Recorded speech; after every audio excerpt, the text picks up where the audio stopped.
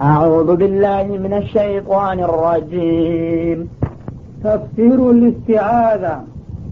الله سبحانه وتعالى بقرآن فإذا قرأت القرآن فاستعذ بالله من الشيطان الرجيم. قرآنا لما أنبب بمتشابت جزيه الله سبحانه وتعالى يترجم كونه شيطان تنكل ተከላከልና ተጠበቅ ብሎ ባዘዘውና ባስተማረው መሰረት ቁርአንን በምንጀምርበት ጊዜ በዚህ ቃል መክፈት ጠቃሚ አስፈላጊ መሆኑን ስለመከረን አሁንም በዚያው መሰረት እንደዚህ ብለን እንጀምራለን ማለት ነው። እንግዲህ አላህ Subhanahu Wa Ta'ala ይሄን ያለበት ምክንያቱ ሸይጣን ከሰው ልጆች ጋራ ሁሉ ጊዜ መታረቂያ የሌለው ቅራኔ ስለፈጠረ ከመጀመሪያው ሰው ጀምሮ እሱ ከአላህ ፍቃድኛ ለማፈናቀልና ለማሳሳት ምን ጊዜም የማይተኛና የማይቆም መሆኑን በማወቁ ማንኛውንም የዲንም ሆነ የዱንያ እንቅስቃሴ ስናደርግ ከዚህ አደገኛ ጥላታችን ተንኮል እንድንድንና እንድናመልጥ መፍትሄውን ይነግረናል አላህ Subhanahu Wa Ta'ala።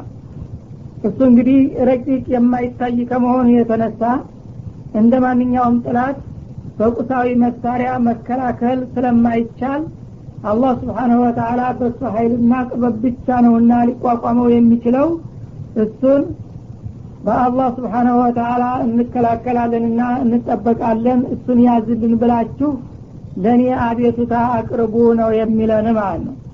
በተለይ ቁርአን በምንቀራበት ጊዜ ሰይጣን በጣም በከፍተኛ ደረጃ የሚፈታተነን መሆኑን ያውቃል። ምክንያቱም ቁርአን ማለት የአላህ Subhanahu Wa Ta'ala መመሪያ ስለሆነ ሰዎች ከጌታቸው ጋር እንዳይገናኙና በሱ ፍቃድ እንዳይመሩ ጣልቃ በመግባት ሁሉ ጊዜ ስለሚፈታተን ይህንን እንግዲህ ሙከራውን በቀላሉ ለማምከንና ለማክሸፍ በአላህ Subhanahu Wa Ta'ala መከላከል ያለብን መሆኑን ያስተምረናል ማለት ነው። በዚህም መሰረት አዑዙ ቢላሂ ሚነሽ ሸይጣኒር ረጂም እንላለን። ትርጉሙን ባጭሩ በኃያሉ አላህ Subhanahu Wa Ta'ala አደገኛና እርጉም ከሆነ ሰይጣን ተንኮል እንከላከላለንና እንጠበቃለን እንደማለት ነው። ይህ እንግዲህ ሰዎች ሲባሉ የተለያዩ ጥላቶች አሏቸው። ጥላቶቻቸው በከፊል እነሱን የመሰሉ አካል ያላቸውና የሚታዩ የሚጨበጡ ናቸው። በከፊል ደግሞ ስውርና ረቂቅ የሆኑ ናቸው። እንደነሱ ሊከላከሏቸውና ሊያዋቸው የሚችሉትን ባላ አቅማቸው እንዲቋቋሙና እንዲከላከሉ አዟል አላህ Subhanahu Wa Ta'ala። ወዲነ ለለዚነ ይቃተሉነ ቢአንሁም ዙሊሙ ባለው አያት እንደተጠቀሰው በጥላት የሚጠቁ የሆኑ አማኞች ተበድለዋልና ከዛሬ ጀምሬ ጥላቶቻቸውን እንዲከላከሉና እንዲቋቋሙ ፈቀድኩላቸው ብሏልና በዛ መልክ መከላከል ይኖርብናል ማለት ነው። በጣም ረቂቅና ስውር የሆኑና እኛ ልናያቸውና ልንቋቋማቸው የማንችል ከሆነ ደግሞ አላህ Subhanahu Wa Ta'ala የማንችለውን ነገር ማስገደድ ስለማይሻ እሱ ራሱ እንዲቋቋም እና እንዲከላከልልን ምን ማለት እንዲያለብን ያስተምረናል። እዚህ ላይ አንድ ታላቅ ዓሊም ተማሪያቸውን አንድ ኃይለኛ ውሻ ቢያውክህ ምን ታደርጋለህ በማለት ጠየቁት ይባላል። ተከላከላለሁ አላቸው። በጣም በርትቶ ቢመጣብህ እኔም በጣም በርትቼ እቋቋመዋለሁ አላቸው። በጣም ቢያይልህ አሉት። በጣም ካየለኝም ደግሞ ያለኝን ሁሉ ኃይል አሰባስቤ እቋቋመዋለሁ አላቸው። ከዚህ ኩላ ይልቁንስ ባለቤቱን ጠርተህ እባክህ ያዝልኝ ብትለ አይሻልም ነበርን አሉት ይባላል። እና አሁን እንግዲህ የሰይጣንን ሁኔታ በምሳሌ ሲገልጹለት ነው። ሰይጣን ማለት እንደ ውሻ ነው። ስለዚህ እሱ በኃይል በሚመጣበት ጊዜ አንተ የማትችለውን እከላከላለሁኝ በማለት ከመፍጨርጨር በቀላሉ ጌታን ድረስልኝና ያዝልኝ ብትለው ሊያቆምልህ ይችላል ማለታቸው ነው። ስለዚህ እንግዲህ ሰይጣን ማለት የአላህ ውሻ ነውና እሱኑ ባለቤቱን በቀላሉ ያዝልኝ ማለት ይቀላል። እንዲሁ በማትችለውና በማታየው ሁኔታ እኔ ተነቀቀዋለሁኝ ከማለት ማለታቸው ነው። በዚህ መልኩ እንግዲህ ቁርአን ለመቅራት በመናስብበት ጊዜ በሶላትም ሆነ ከሶላት ውጭ አዑዙ ቢላሂ ሚነሽ ሸይጣኒር ረጂም ማለት በጣም አስፈላጊ መሆኑን እንገነዘባለን።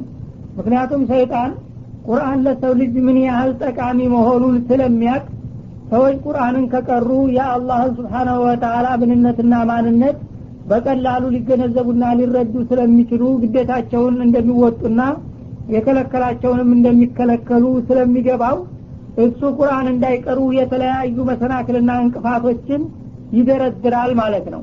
ይሄ ከመሆኑ በፊት ግን አንተ ቀድመህ በሩን መዝጋት አለብህ። አዑዙ ቢላሂ ሚነሽ ሸይጣን ረጂም በማለት ነው። አለበለዚያ ቁርአን ልንቀራ ስንል አንድ የሚያሻክል ነገር ያመጣብናል። ወዳውኑ ሐሳባችንን ቀይረን ወደዛ ነገር እንሰማራለን። ምናልባት ደግሞ የጀመርንም እንደሆነ በመሐከል አንድ ነገር ትዝ ብሎን አቋርጠንና እንድንሄድ ያደርገናል። ቢያንስ ሌላ ቢያቅተው እንቅልፍ እንዲይዘን እንድንደክም ያደርገናል ማለት ነው። ደግሞ እንደምንም በርተን ብንቀራ እንድንዘነጋና እንድንዝለፈለፍ በመሐከል የሆኑ ያልሆኑ ሐሳቦች እንዲገቡና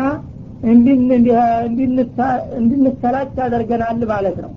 ያም ሆኖ ደግሞ ብንቀራም ጭርሱን በቃል ከማነምነበት በስተቀር በሐሳባችን እንዳንከተል ያደርገናል። በሐሳቡን ከተከተል ወዳውኑ እንድንረሳው ያደርጋል ማለት ነው።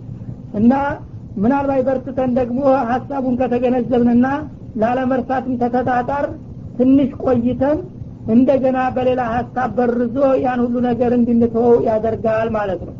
የሁሉ እንግዲህ በየእርከኑ ያልተቋረጠና የማይቆም ጥረት ስለሚያደርግ መጀመሪያውኑ ገና ከመግቢያው አላህን Subhanahu Wa Ta'ala ጠብቀንና ሰውረን ያል እንደሆነ እሱን በቀላሉ ይዝልናል። የዛ ጊዜ ቁርአንን አንበን ለመጠቀምና መመሪያ ለማድረግ እንችላለን ማለት ነው። እና በማንኛውም አጋጣሚ እንግዲህ የዲን እንቅስቃሴዎች ስናደርግ የነን አዑዙ ቢላሂ ሚነሽ ሸይጣን ረጂም የሚለውን ቃል መጠቀም ያለብን መሆኑን ያስተምራል አላህ Subhanahu Wa Ta'ala። بسم الله الرحمن الرحيم በአላህ ስም እጅግ አዛኝና በጣም ሩሩ በሆነው እጀምራለሁኝ እንደማለት ነው። አሁንም እንግዲህ የቁርአን አያቶች ወይም ሱራዎችን በምንጀምርበት ጊዜ በአላህ እርዳታና እገዛ ለመፈለግ ሲባል ቢስሚላሂር ረህማኒር ረሂም ማለቱ ጠቃሚ መሆኑን ያስተምረናል አላህ Subhanahu Wa Ta'ala። የቁርአን ምዕራፋት 114ቱ አንዷ ብቻ ስትቀር ሁላቸውም 113 ሁሉ በቢስሚላህ እንዲጀመሩ አዟል አላህ Subhanahu Wa Ta'ala። ይህም የሚያመለክተው ነገር ቢኖር ምንድነው? አንድ ታላቁም ነገር አንድ ሰው በሚሰራ ወይም በሚናገርበት ጊዜ በቅድሚያ ያ ነገር እንዲሳካለትና እንዲሰምርለት በጌታው መደገፍና መረዳት ያለበት መሆኑን ነው ማለት ነው። እና ይህን ቁርአንን ስቀራ እንዲሁም ደግሞ በውስጡ ያለውን ቁም ነገር በተግባር ለመተርጎም ስነሳ የጌታን እርዳታና እገዛ እየሻውና እየለመንኩ ነው። በጣም አዛኝ ሩህሩህ በሆነው ጌታዬ እርዳታ እየፈለኩኝ እጀምራለሁኝ እንደማለት ነው። አንባቢውም ንባቤን በአላህ ስም እጀምራለሁ፣ ጸሐፊውም ጽሁፌን በአላህ ስም እጀምራለሁኝ፣ ሰራተኛውም ስራዬን በአላህ ስም እጀምራለሁኝ እያለ እንዲጀምር ነው ማለት ነው። በተጓዳኝም ደግሞ ይህ ቁርአን በቀጥታ ከአላህ የመጣ መሆኑን ያመለክታል። አንድ ደብዳቤ መጀመሪያ ገና ከመግቢያው ላይ አድሬስ ነው የሚነግረው፣ ከማን እንደተነሳና ወዴት እንደሚሄድ ይጠቁማል ማለት ነው። ቁርአንም እያንዳንዱ ሱራ ቢስሚላሂር ረህማኒር ረሂም ብሎ መጀመሩ በአላህ ስም እጅግ ሩሩህና አዛኝ በሆነው በሚልበት ጊዜ የአላህ መልእክት መሆኑን ገና ከመግቢያው ላይ እየጠቆመ ነው። እያንዳንዱ ምዕራፍ የነብዩ እንኳን አለይሂ ሰላቱ ወሰላም ቃል አለመሆኑን ለማሳየት ነው። እንኳን የሌላ ቃል ሊሆን ማለት ነው። ነብዩ መልእክት አድራሽ እንጂ የራሳቸው መልእክት አይደለም ማለት ነው። እና በአላህ ስም እጀምራለሁኝ በሉ እንደማለት ነው። ቁሉ ቢስሚላሂር ረህማኒር ረሂም። በአላህ ስም እንግዲህ የተጀመረ ነገር አላህ Subhanahu Wa Ta'ala በረካ ያደርገዋል፣ ኸይሩ ጥቅሙ ብዙ ይሆናል ማለት ነው። ሰው በገዛ ጥረቱና ዕውቀቱ የሚያረገው ነገር ግን አንድ ቦታ ላይ ድክመትና ጉድለት ሊያሳይ ይችላልና ስለዚህ አንደኛ የአላህን መልእክት በአላህ ስም እንድንጀምር ባለቤቱ ማን እንደሆነ ገና ከመግቢያው እንዲታወቅ ማለት ነው። በሁለተኛ ደረጃ ደግሞ ማንኛውም ኸይር ነገር በምንሰራበት ጊዜ በአላህ ስም መጀመርና ከሱ እርዳታና ድጋፍ መጠየቅ የሚገባን መሆኑን ያመለክታል ማለት ነው። الحمد لله رب العالمين الرحمن الرحيم مالك يوم الدين إياك نعبد وإياك نستعين اهدنا الصراط المستقيم صراط الذين أنعمت عليهم غير المغضوب عليهم ولا الضالين ይህች ምዕራፍ ወይም ሱረቱል ፋቲሃ የተባለችው መካ የወረደች መሆኗ ይታወቃል። ማለትም ነቢያችን አለይሂ ሰላቱ ወሰላም እዚሁ መካ ከተማ እያሉ ወደ መዲናቸው ከመሄዳቸው በፊት ከመጡት ምዕራፋት አንዷ ናት ማለት ነው። አንዳንዶቹ ግን መዲና ከወረዱም ደግማ መታለች የሚል አለ። ከሌሎቹ ምዕራፎች ለየት የሚያደርጋት በጣም እሷ ቁልፍ ነገር ስለሆነች መካ ወርዳት ያበቃ እንደገና መዲና ከሄዱ በኋላ በድጋሜ ወርዳለች ይላሉ። እና ለማንኛውም እንግዲህ ይህች ሱራ አዕዘሙ ሱረትን ፊ ኪታቢላህ በቁርአን ውስጥ ከማንኛውም ምዕራፍ የላቀችና የበለጠች በመባል ትታወቃለች። 7 አንቀጾች አሉባት እና ቢስሚላህንም ጨምሮ ማለት ነው። ወይም ቢስሚላህን ቢቀርም በሁለቱም አቆጣጠር 7 አንቀጽ ያካተተች መሆኗ አይቀርም። ወቱሰመ አልፋቲሃ ስያሜውን በሚመለከት አልፋቲሃ ማለትም የመክፈቻዋ ሱራ በመባል ትታወቃለች። ይህ ሲባል እንግዲህ መጀመሪያ የወረደች ማለት ሳይሆን በቁርአኑ አቀማመጥ በጽሁፍ በሚዘገብበት ጊዜ የመጀመሪያ መክፈቻ ስለሆነች ማለት ነው። እንዲሁም ኡመል ኪታብ በመባል ትታወቃለች። ማለትም የኪታቡ ዋና ቁልፍ ጉዳይ ማለት ነው። እና ኡመል ኪታብ የተባለችው በውስጧ ያካተታቸው ቁም ነገርና ነጥቦች በሌሎቹ ሱራዎች የተተነተኑና የተስፋፉ ይሁን እንጂ መሰረተ ሀሳቡ ከሷ ነው ሁሉም ነገር የተቀመጠው ማለት ነው። እና ስለዚህ ሶላት በሚሰገድበት ጊዜ እንኳን እሷ ካልተነበበች በስተቀር ሌላ ሱራ አንብቦ ብቻውን ሊያሰግድ አይችልም የተባለውም በዚሁ ምክንያት ነው። እንደገና ካፊያ ወይም ሻፊያ በመባል ትታወቃለች። ማለት እሷን ያወቀና ያነበበ ሰው ከሌላው ሁሉ ትተካለታለችና ትበቃዋለች። እሷን ትቶ ግን በሌላው እሸፍናለሁ የሚል ሰው አይበቃውም እንደማለት ነው። እንደገና ዋቂያም ትባላለች፣ ጠባቂ። እሷን እንደ መመሪያ ያደረጋት ሰው ከብዙ ጥፋትና ጉዳት አላህ Subhanahu Wa Ta'ala ይጠብቀዋል ማለት ነው። ሌሎችም የተለያዩ ስሞች አሏት። እንግዲህ ይህች ሱረቱል ፋቲሃ አላህ Subhanahu Wa Ta'ala ከማንኛውም ነገር መካከል አንዱን በሌላው ላይ ለማብለጥ ፍቃዱ ነውና ከሱራዎቹ ሁሉ አጭርም ብትሆንም እሷን ከረጃጅሞቹ ምዕራፎች የበለጠ ክብርና ማዕረግ ሰጥቷታል ማለት ነው። እሷ እንደ መሰረት ሁና ሌሎቹ ሁሉ ሱራዎች እሷን እንዲተነትኑና እንዲያስፋፉ ነው ያደረገው ማለት ነው። በመሆኑም ይህች ሱራ እንግዲህ ማንኛውንም መሰረታዊ የሆነ የዲን ጉዳይ ያጠቃለለችና ያካተተች በመሆኗ ሙስሊሞች በቀን በሚያደርጓቸው የስግደት ግዴታዎች ውስጥ እሷን እንደዋና አድርገው እንዲጠቀሙባት አዘዘ ማለት ነው። ምክንያቱም በጌታቸውና በእነሱ መካከል ቃል ኪዳን ለማደስ በቀን ቢያንስ 5 ስግደቶችን በሚሰግዱበት ጊዜ ወደ 17 ረካዓ ይሆናሉ። እነዚያ ሁሉ ይህችን ሱራ ደጋግመው እንዲያነቡ የታዘዘበት ምክንያቱ በዚህ ውስጥ ያለውን ቃል ኪዳንና መሰረተ ሀሳብ ሁልጊዜ እንዳይረሱና እንዳይዘነጉ ለማስታወስ ታስቦ ነው ማለት ነው። ደረጃዋን በሚመለከት ደግሞ ነብያችን አለይሂ ሰላቱ ወሰላም የተለያዩ ሐዲሶች ነግረውላታል። ከነዛም መካከል አንድ ጊዜ ኡበይ ኢብኑ ከዕብ የተባሉ ሱሐቢይ ናስ ቁርአን ቀራልኝ ብለው ነብያችን ጠየቋቸውና መጥተው ይህችን ሱራ አነበቡላቸው ይባላል። ካነበቡ በኋላ ምን አሉ?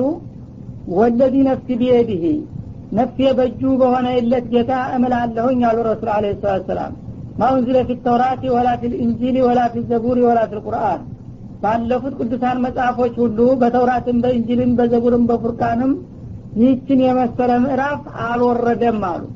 በተለያዩ የነብያት መጽሐፎች እንግዲህ የተለያዩ ምዕራፋት ወርደዋል። ከነዚያ ሁሉ ይህችን ሱራ የሚተካ ወይም የሚመስል ነገር አላወረደም፣ በጣም ልዩ የሆነች ናት በማለት አደነቋት ይባላል። ይህ ሰብዑል መታኒ ሰብዑል መታኒ ማለትም እሷናት ቁርአን አልዓዚም ማለት እሷናት አሉ ይባላል። ማለትም ሱረቱል ሂጅር ላይ ወለቀድ አተይናከ ሰብዐን ሚነል መታኒ ወልቁርአን አልዓዚም ይላል። በእውነቱ ለአንተ ከቁርአን ባለ 7 አንቀጽ ሆና በየጊዜው የምትደጋገምና የማትሰለች የሆነች ልዩ ምዕራፍ ሰጠንህ፣ ከሷም ጋራ አጠቃላዩንና ታላቁን ቁርአን ለገስንህ ይላል። እና አላህ Subhanahu Wa Ta'ala የተመጻደቀው ይህችን ሱራ ስለሰጠኝ ነው፣ ይህችን ሱራ ከኔ በፊት ለማንም ነብይ አላወረደም በማለት ገለጹ ይላል። በተጨማሪም ደግሞ አቡ ሰዒድ ኢብኑ ሙዓላ የተባለውን ሷሃቢ በቁርአን ውስጥ በጣም ልዩና ታላቅ የሆነችውን ምዕራፍ ዛሬ አስተዋውቀሃለሁኝ አሉ። ታዲያ ማናት ብሎ በሚጠይቃቸው ጊዜ አልহামዱሊላሂ ረብል ዓለሚን በማለት የምትጀምረው በማለት ገለጹለት ይባላል።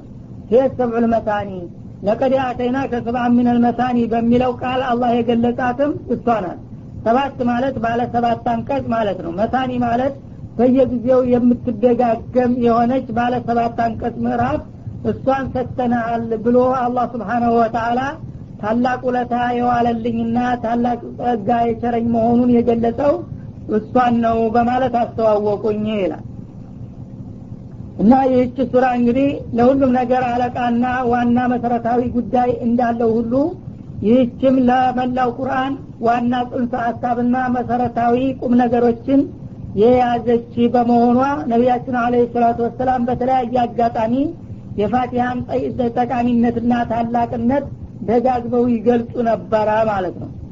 በመሆኑም አልፋቲሃ በአጠቃላይ ከቁርአን ምዕራፎች ሁሉ በአንደኛ ደረጃ የምትጠቀስና የምትደነቅ አዕዘሙ ሱረቲን ፊ ኪታቢላህ በዚህ በአላህ ኪታብ በቁርአን ውስጥ ታላቋ ምዕራፍ ተብላለች ማለት ነው። እንግዲህ በርዝመት ቢሆን ኑሮ ከሷው ጎን ያለችው ሱረቱል በቀራ ነበረች ታላቅነት እንድትይዝ የምትችለው። ግን አላህ Subhanahu Wa Ta'ala አንድ ነገር በቁመቱ ርዝመት ወይም ደግሞ በወርድ ስፋት ሳይሆን ውስጡ ባለው ሚስጥር ነውና ደረጃውን የሚያለቀው አልፋቲሃ መላውን ሱራዎች የምትበልጥ ናት ተብሎላታል ማለት ነው። ሌሎች ሱራዎች እንግዲህ በሱራ ደረጃ ሲወዳደሩ እያንዳንዳቸው ፋቲሃን ሊያክሉ አይችሉም ማለት ነው። በአያት ደረጃ አያቱል ኩርሲይ እንደምትበልጥ ሁሉ በሱራ ደረጃ ፋቲሃ ናት በአንደኛ ደረጃ የምትጠቀሰው። ይህ እንግዲህ አላህ Subhanahu Wa Ta'ala የፈለገውን ነገር በፈለገው የማብለጥ ችሎታና ስልጣን የሱ ስለሆነ ለምን እንዴት ሳይባል ሱረቱል ፋቲሃን ከመላው ሱራ ሁሉ አብልጫታለሁና አልቅያታለሁ ብሏል ማለት ነው። ይሄን አውቀን እኛም እንግዲህ ተገቢ አክብሮትና ትኩረት መስጠት ያለብን መሆኑን እንገነዘባለን። ወደ ዝርዝር ተፍሲሩ በምንመጣበት ጊዜ አልহামዱሊላሂ ረብል ዓለሚን ምስጋና ለአላህ ለዓለማት ፈጣሪና ባለቤት ጌታ ለሆነው ይድረሰው ማለት ይሆናል። አርረህማን الرحيم እጅግ ሩህሩህና በጣም አዛኝ ለሆነው አላህ ማሊክ የውሚዲን የፍርድ ቀን ዳኛ ወይም ደግሞ የመጨረሻው መድረክ ባለቤት ለሆነው የቂያማ ቀን ማለት ነው። ኢያከ ነዕቡዱ አንተን ብቻ እናመልካለንና እንገዛለን፣ ወኢያከ ነስተዒን ከአንተ ብቻ እርዳታና እገዛን እንሻለንና እንለምናለን ማለት ነው። ኢህዲነ ሲራጠል ሙስተቂም ቀጥተኛውንና ትክክለኛውን መንገድ ምራን። ሲራጠ الذين أنعمت عليهم አንተ መልካም ችሎታና ጸጋህን የለገስካቸው የሆኑትን ባሮችን መንገድና መስመር غير المغضوب عليهم በእነሱ ላይ ቁጣ ያላረፈባቸውና ወለዳሊን ያልተሳሳቱ የሆኑትን ባሮችን መንገድ ምራን በሉ እንደማለት ነው። እና እንግዲህ በነጠላ ትርጉም ደረጃ ይህ ሲሆን ወደ ዝርዝሩ በምንመለስበት ጊዜ መጀመሪያ ምስጋና ለዓለማት ጌታ ለአላህ ይገባው በሉ ይለናል። አላህ Subhanahu Wa Ta'ala እንግዲህ እኛን ፍጡሮችን ለምን እንደፈጠረን እንዴት እንደፈጠረን ስለሚያውቅ እኛ ደግሞ የተፈጠርንለትን ዓላማ እንዳንስትና እንዳንሳሳት በማሰብ መመሪያ ያወርድልናል ማለት ነው።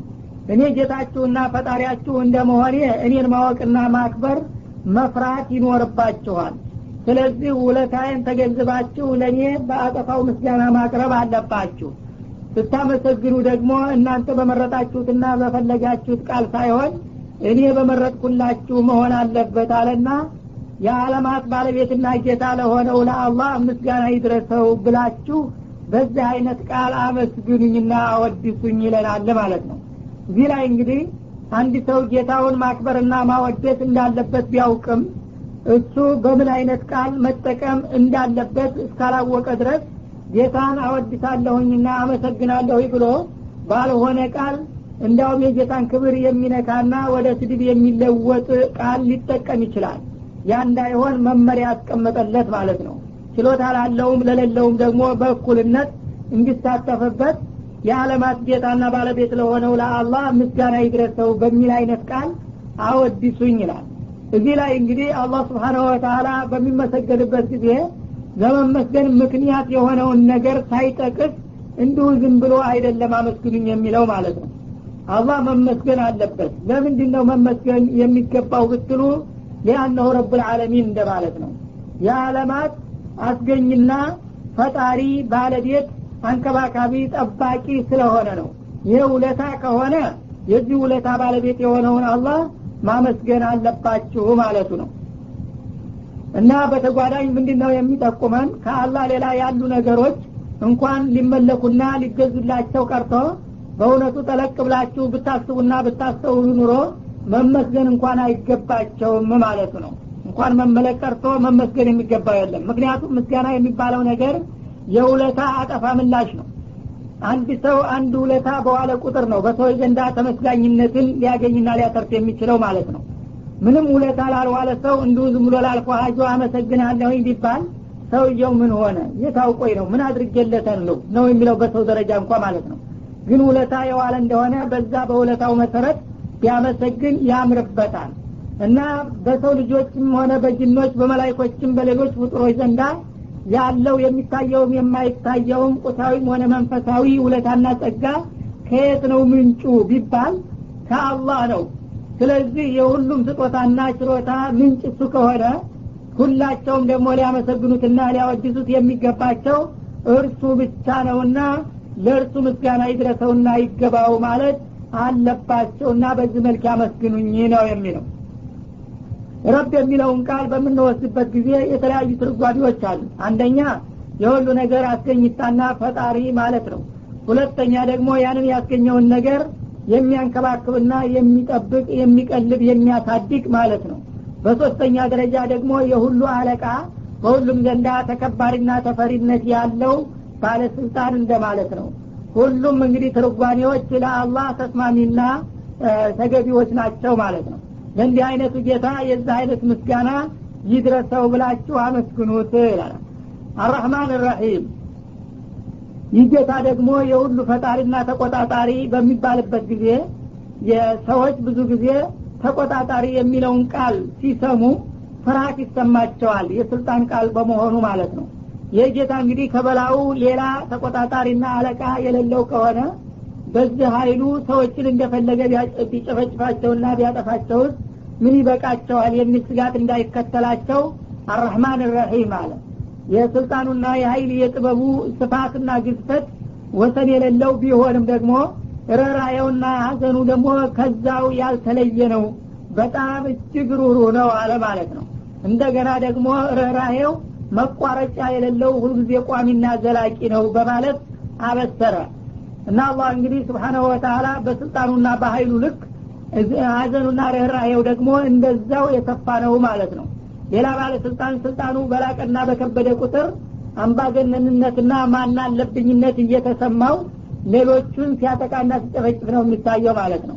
አላህ ግን Subhanahu Wa Ta'ala ስልጣኑ ታላቅ እንደመሆኑ ርህራሄው ደግሞ የዛም ያህል የሰፋ በመሆኑ ሁሉንም በርህራሄና በጸጋ ሲያቀማጥለው ነው የሚታየው እንጂ በግዴለሽነትና በማናለብኝነት እንዲሁ የሚጨፈጭፍ አይደለም ማለትን ይጠቁማል ማለት ነው። ይህ በሚባልበት ጊዜ በጣም አዛኝና ሩህሩህ ነው ሲባል ደግሞ ሰዎች ቅጥላቸውምና እንግዳውስ ያረኩትን ባደርግ ምንም የለብኝ በማለት ዛብ እንዳይለቁና እንዳይዘናጉ ማሊክ የውሚዲን አለቀጥሎ የፍርዱ ቀን ባለቤት ወይም የመጨረሻው መድረክ ዳኛ አለ ማለት ነው። ይህ ሲባል ደግሞ ቂያማ ቀን የሚባል ነገር ሰዎችም ሆነ ጅኖች በሰሩ ስራ የሚጠየቁበትና የሚመነዱበት እለት እንደሚመጣ ጠቆመ። ምንም አዛኝ ሩሩ በሆነም ሰዎችን ሆነ ጅኖችን በሰሩት ስራ የሚጠይቅና የሚመነዳ መሆኑን ደግሞ መዘንጋት የለበትም። የዛ ፍርድ ቀን ባለቤት መሆኔ ከታወቀ ከወዲሁ የሚበጃችሁን ነገር ከወዲሁ ታስቡበትና ትሰሩ ዘንዳ ማሊክ የውሚዲን ነኝ በማለት ራሱን አስተዋወቀ ማለት ነው። እና ማሊክ ማለት ባለቤት ማለት ነው ወይም ባለስልጣን ማለት ነው። የውሚዲን ማለት የውሙል ጀዛ ማለት ነው። ማንም ሰው በሰራው ስራ በክፉም ሆነ በመልካሙ የሚመነዳበትና የሚዳኝበት ልክ ነው። ዳኝነትና ዳኛ በሚነሳበት ጊዜ የሚዳኝና የሚፈረድበት ያለ መሆኑን ያመለክታል ማለት ነው። ስለዚህ የመጨረሻ ፍርድ የሚሰጥ ጌታ ከሆነ የሚፈረድባቸው እነማን ናቸው? ሰዎችና ጅኖች ናቸው ማለት ነው። የሚፈረድላቸው በምን መሰረት ነው? በሰሩት ስራ መሰረት። በመጥፎም ሆነ መልካም ብዙም ሆነ ጥቂት በሰሩት ስራ ፍርድ ያገኛሉ ከተባለ ከወዲሁ እንግዲህ ፍርድ የሚያስከትለውን ነገር ገምግመውና አስበው የሚመጃቸውን እንዲሰሩ የሚጎዳቸውን እንዲርቁና እንዲጠነቀቁ ያደርጋቸዋል ማለት ነው። ኢያከ ነዕቡዱ ወኢያከ ነስተዒን እና ይህንን እንግዲህ ካወቃችሁ በኋላ እኔ ጋራ ቃል ኪዳን እንድትገቡ ፈልጋለሁኝ ይላል አላህ Subhanahu Wa Ta'ala። እኔ ከናንተ ከሁሉም በላይና ከማንም በፊት የምጠይቃችሁ ነገር ቢኖር ኢባዳችሁን ለኔ ብቻ ፍጹም እንድታደርጉ ነው። ኢባዳ ማለት አምልኮ ማለት ነው። እና ከኔ በስተቀር ተመላኪ ወይም በትክክል የምትገዙለት ጌታ እንደሌለ አውቃችሁ አንተም ብቻ በብቸኝነት እንገዛለንና እናመልካለን ብላችሁ ቃል ግቡ ይላል። ወኢያከ ነስተዒን ለዲንም ለዱንያም ጉዳይ ደግሞ መሳካትና መስመር ኃይልና ጉልበት የምንጠይቀውና የምንለምነው ካንተ ብቻ ነው ብላችሁ ቃል ግቡልኝ። እንግዲህ በፈጣሪና በፍጡር መካከል ያለው ዋና ምስጥሩ ይሄ ነው። ፋቲሃንም ታላቅ ያደረጋት ማለት ነው። እና እሱ ኻሊቅ ራዚቅ ማሊክ የውሚዲን መሆኑ ከታወቀ ፍጡሮች ደግሞ ተፈጣሪዎች ተመጋቢዎች እንደገና ደግሞ ተገዦች መሆናቸውን አውቀው አንድና ብቸኛ የሆነውን አላህ በብቸኝነቱ እንዲያመልኩት ቃል መግባት ይጠበቅባቸዋል ማለት ነው። ስለዚህ ኢያከ ነዕቡዱ አንተን ብቻ ካንተ በስተቀር በቀጥታም ሆነ በተዘዋዋሪ ለማንም አናመልክምና አንገዛም አናጎበድድም ለአንተ ብቻ አምልኮትን እንሰጣለን ብላችሁ ቃል ግቡ ይላል ማለት ነው።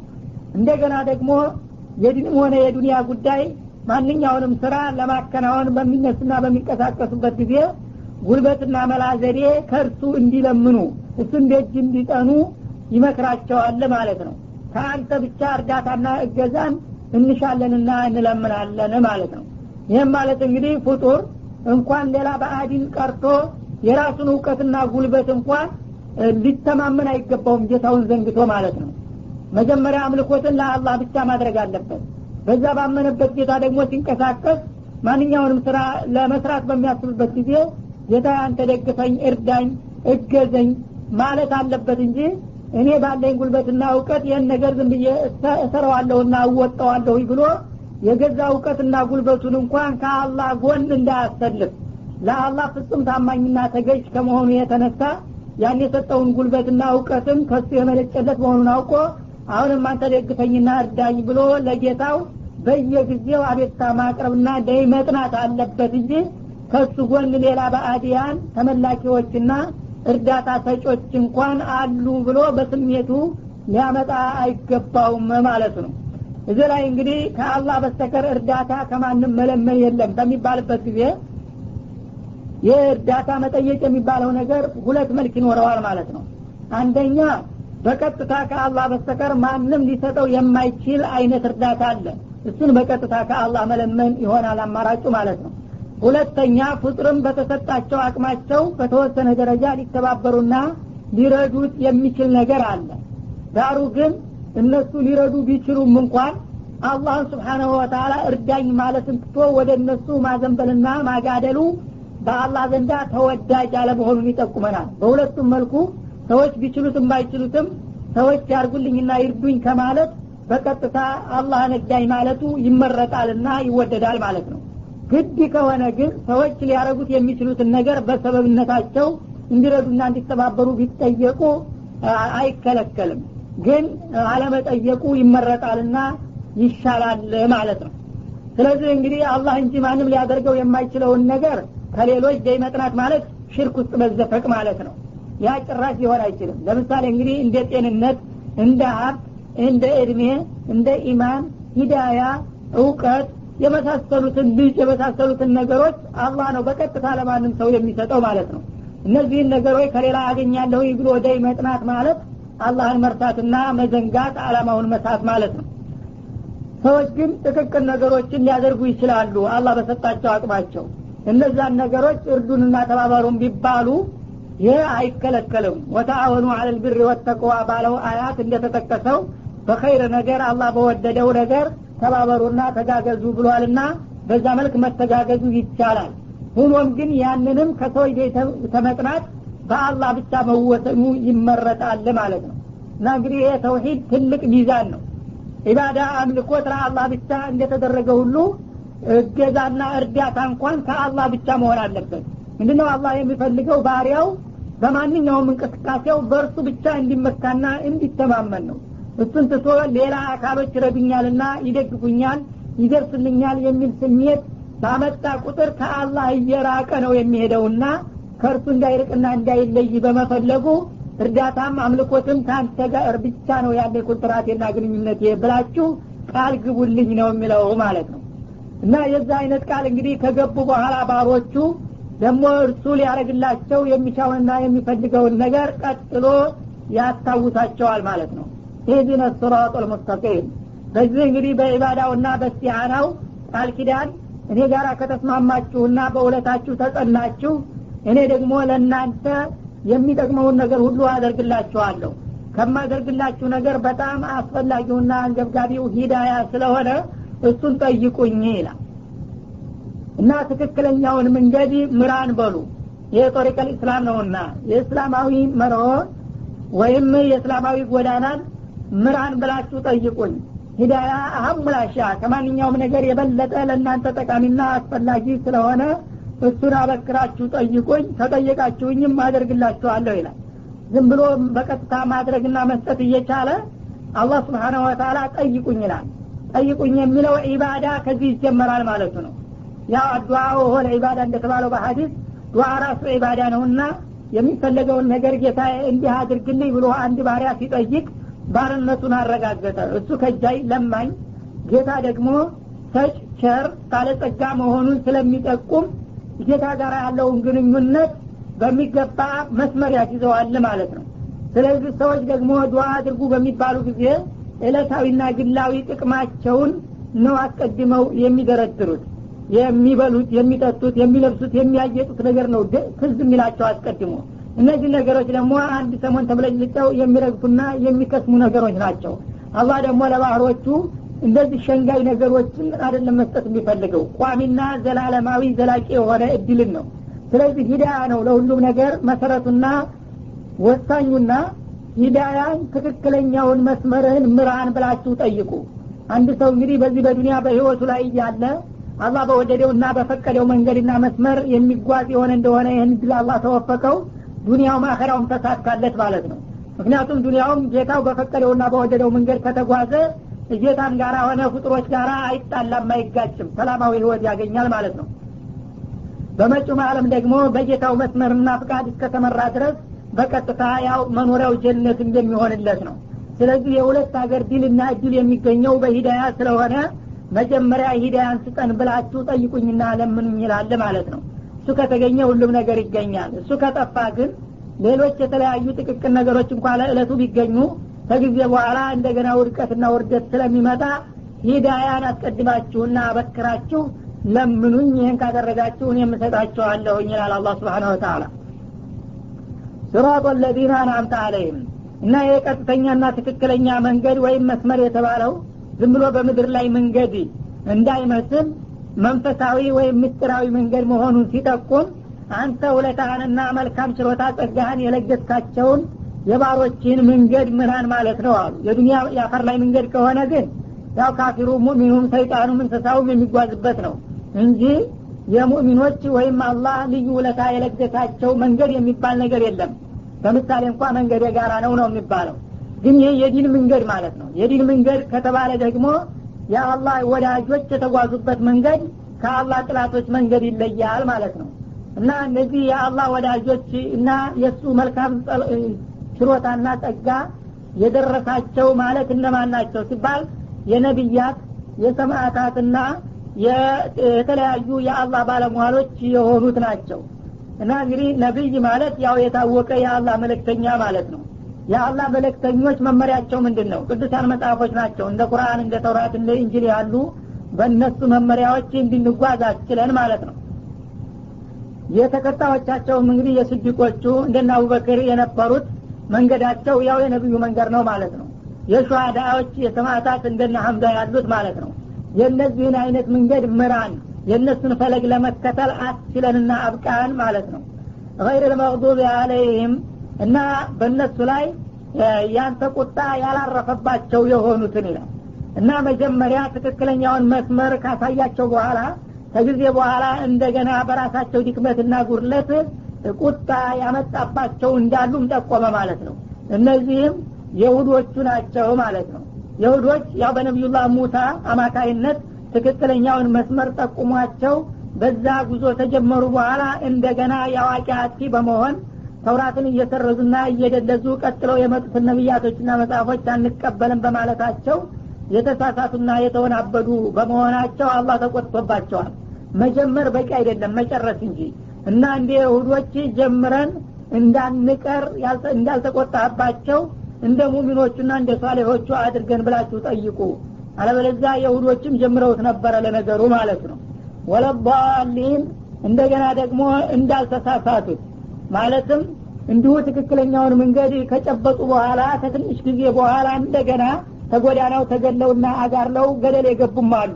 እነሱም ደግሞ ነሳራዎች ናቸውና ይላል ማለት ነው። ማለትም ክርስቲያኖቹ እነዚህ ደግሞ በነብዩላህ ኢሳ አማካይነት ትክክለኛውን መስመር ከተጠቆሙና ከጀመሩ በኋላ እንደገና ያልሆነ ነገር በማምጣት ነብዩላህ ኢሳን በአንድ መልኩ ጌታ ነው ወይም የጌታ ልጅ ነው ወይም ደግሞ የጌታ አባል ነው እያሉ የተለያዩ የተሳሳቱና የተወናበዱ አስተሳሰቦችን በማራመዳቸው ተሳስተዋል ማለት ነው። እና እንግዲህ ሁለቱ ቡድኖች ሃይማኖታዊ ነን እያሉ እስካሁን ድረስ ግን ስማቸው ሃይማኖታዊ ቢባልም በተግባራቸው አላህ የተቆጣባቸውና በእጅጉ የተሳሳቱ መሆናቸውን ሲጠቁም ከዛ ሌላ ያሉት መጀመሪያውንም መስመሩ አልገቡምና ያው እንደታወቀው በስተት በሰይጣን ፕሮግራም ውስጥ ነው የሚጓዙትና የሚኳትኑት ማለት ነው። እነዚህ ግን እስካሁን ድረስ ሃይማኖታዊ ነን እያሉ ጌታ የተቆጣባቸውና የተሳሳተባቸው ስለሆኑ እናንተም በስመ ሃይማኖታዊ እንደነዚህ እንዳትሆኑ አንድ ጊዜ ከወደድካቸው ያልተቆጣባቸው ካስተካከልካቸው ያልተሳሳቱ የሆኑትን የወዳጆችህንና የጸጋ ባለቤቶችህን መስመር ምራንና በዛ እስከ ዘለቄታው እንድንጓዝ አስችለን ብላችሁ ጠይቁና ለምኑ ይለናል ማለት ነው።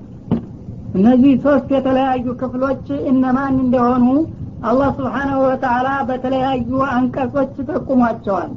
ማለትም የመጀመሪያዎቹ አንዓምተ አለይሂም በሚባል የተጠቀሱት እነማን እንደሆኑ በማስመልከት ومن يطع الله والرسول فاولئك مع الذين انعم الله عليهم من النبيين والصديقين والشهداء والصالحين وحسن اولئك رفيقا ይላል። እነዚያ አላህን ከልብ የሚገዙና ለረሱል የሚታዘዙ የሆኑት ወገኖች እነዚያ አላህ Subhanahu Wa Ta'ala መልካም ችሮታና ጸጋውን ከለገሳቸው እድለኞች ጋራ ነው የሚደመሩት ይላል።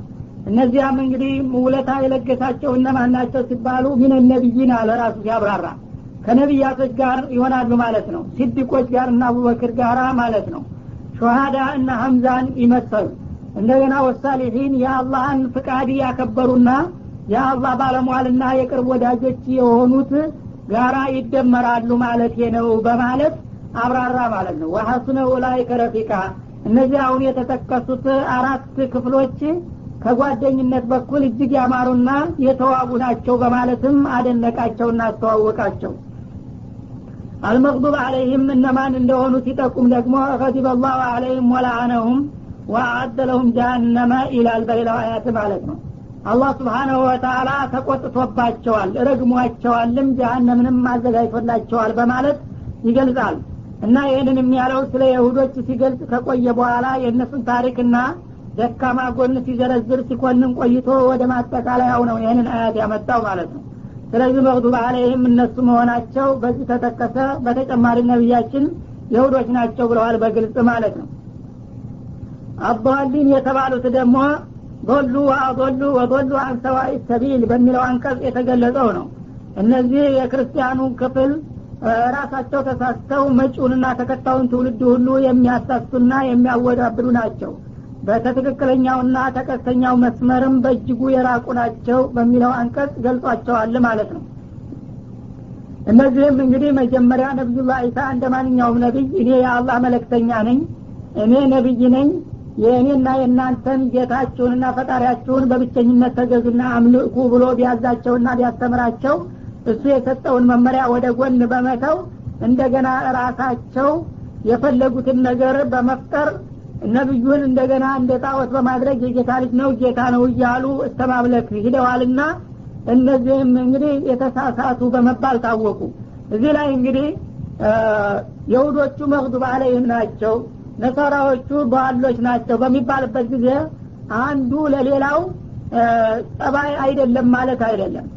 መግዱብ የሆነው ዷልነትም ይኖርበታል ማለት ነው። ዷል የሆነውም ደግሞ መግዱብነትም አያጣውም። ግን ይሁዶቹ በመግዱብ አለይህምነት በጣም የታወቁና የላቁ ናቸው። በአንጻሩ ክርስቲያኖች ደግሞ የተሳሳቱ በመባል በእጅጉ የታወቁ ናቸው ማለት ነው። ይህን ማለትም ምንድነው? ይሁዶቹ ብዙ ጊዜ አዋቂ አጥፊ ናቸው ይባላል። ስለ ሃይማኖት በሚገባ ያውቃሉ፣ ተውራትን ያነባሉ፣ ይከታተላሉ። ግን ያንን እያወቁ በምቀኝነት እንደገና ለተከታዮቹ ነብዮችና ኪታቦች ድጋፍ ባለመስጠታቸው በአውቆ ጠፍነታቸው አላህ ተቆጣባቸው። አንድ ሰው አውቆ የሚያጠፋና ሳያውቅ የሚያጠፋ እኩል አይደለም። የዋቂያቲ በመሆናቸው አላህ Subhanahu Wa Ta'ala በእጅጉ ተቆጣባቸው የሚለውን አይነት አነጋገር ተጠቀመ ማለት ነው። መግዱብ አለይሂም አላቸው። ክርስቲያኖች በእውቀት ላይ አይደለም